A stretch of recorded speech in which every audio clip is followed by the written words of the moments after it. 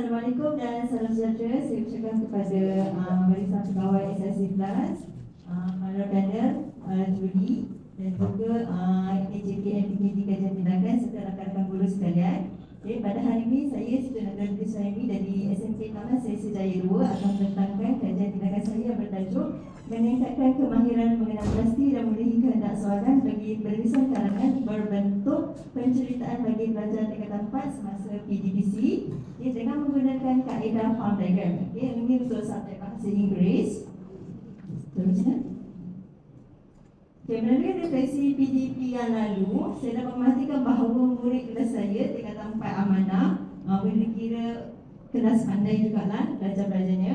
Okay, mereka menghadapi masalah di mana mereka tidak dapat mengenal pasti dan memenuhi kehendak soalan dengan betul. Okay, di samping itu, saya dapat lihat bahawa murid mencapai tahap penguasaan sederhana dan kelihatan tidak berminat ketika kelas. Jadi saya bertanya pada diri saya sendiri, kenapa murid tidak dapat mengenal pasti dan memenuhi kehendak soalan dengan betul? Jadi saya juga melihat pelajar hilang minat. Jadi saya berasa terpanggil untuk melakukan kajian tindakan di mana saya telah menjalankan ujian pra dan juga melakukan pemerhatian serta tumbuhan dengan pelajar. Okay, kesimpulannya daripada refleksi tersebut, saya dapati murid sebenarnya keliru untuk menganalisis dan mengenal pasti kehendak soalan serta lemah dalam kemahiran merangka karangan. Mungkin sebenarnya mereka tak dapat pendedahan untuk macam mana nak bina karangan. Okay.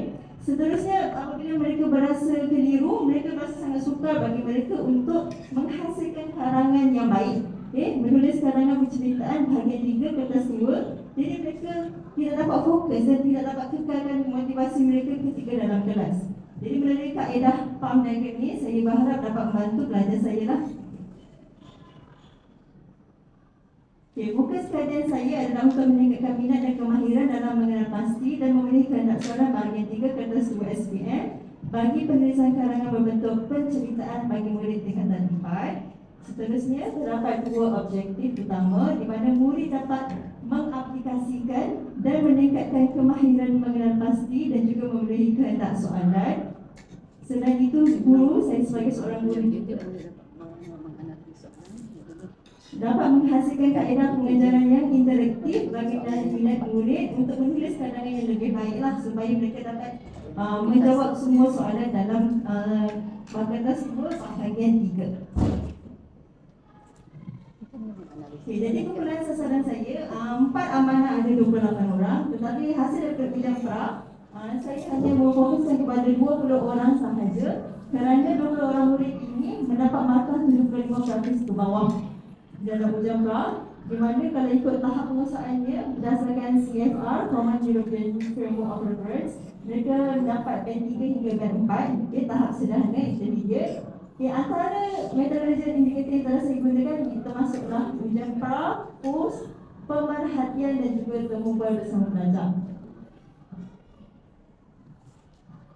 Okay, ini tidak masalahnya. Kalau kita dapat lihat hasil karangan yang mereka tulis ketika ujian pra, murid tidak menjawab soalan bahagian 3 kertas 2 berbentuk penceritaan dengan baik, karangan tidak memenuhi kehendak soalan.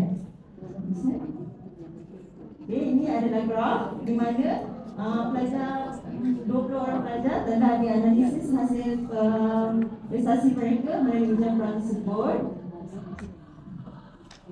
Ini adalah jadual.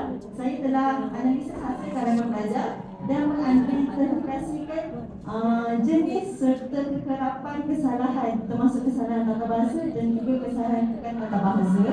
Okay, di mana kita dapat lihatlah ini untuk pelajar mendapat markah 50%. Okay, dan juga saya telah mengkategorikan tahap kesalahan yang kerap mereka lakukan. Okay, seterusnya, sebenarnya masalah ini sangat penting untuk di highlight lah kerana ini terkandung dalam DSKP ikut standard kandungan 4.1 dan 4.2 bagi kemahiran menulis.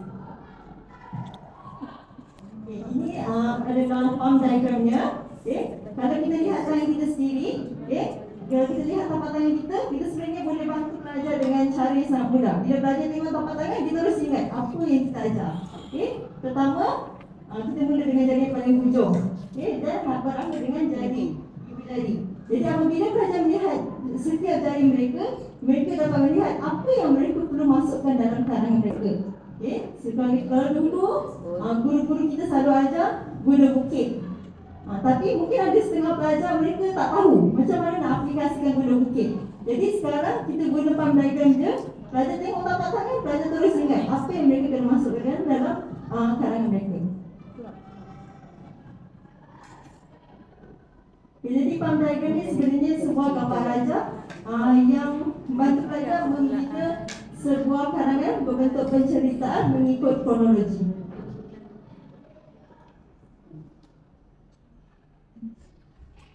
Okay, bagaimana intervensi ini dilakukan? Yang pertama, kita kenalkan pelajar pada 5 elemen utama dalam palm diagram ni. Kemudian, pelajar sendiri mengenal pasti dan menandakan elemen serta fungsi-fungsi bagi setiap elemen. Kemudian, pelajar memadankan perenggan-perenggan. Isi karangan.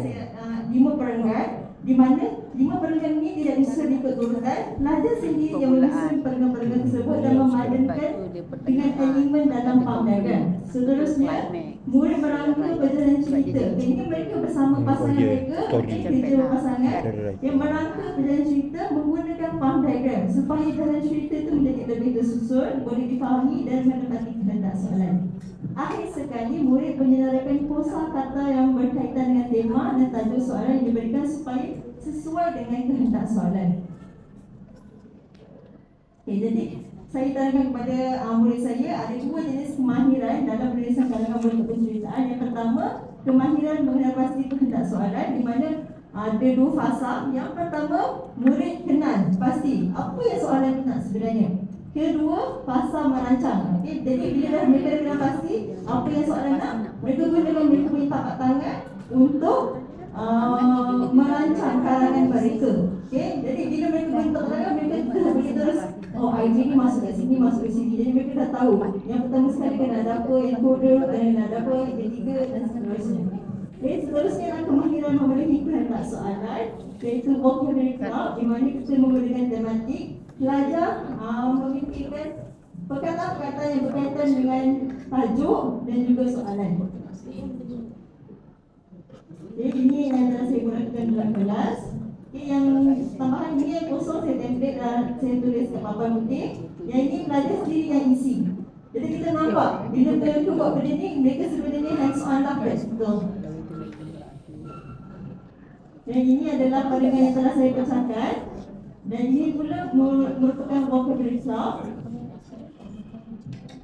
Yang hasilnya ialah kita dapat lihat perbezaan antara ujian pra dan juga ujian pos, di mana ujian pra warna biru dan sekarang ni, dan ujian pos warna merah. Berlaku peningkatan yang sangat ketara, di mana sebelum ni pelajar boleh dapat 50%. Selepas ujian pos kita nampak pelajar boleh dapat 65%, 75% hingga 80%. Macam kita tengok lulus gagal, macam lulus gagal ke warna kuning. Ini juga jadual, ini jadual untuk pos, ujian pos, tadi yang ujian pra. Kita dapat lihat sebenarnya murid dapat menghasilkan karangan yang menepati kehendak soalan dengan baik.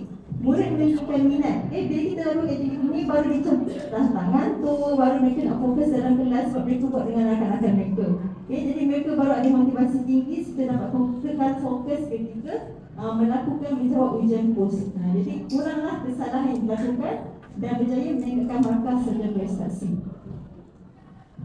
Ini adalah temu bual bersama pelajar.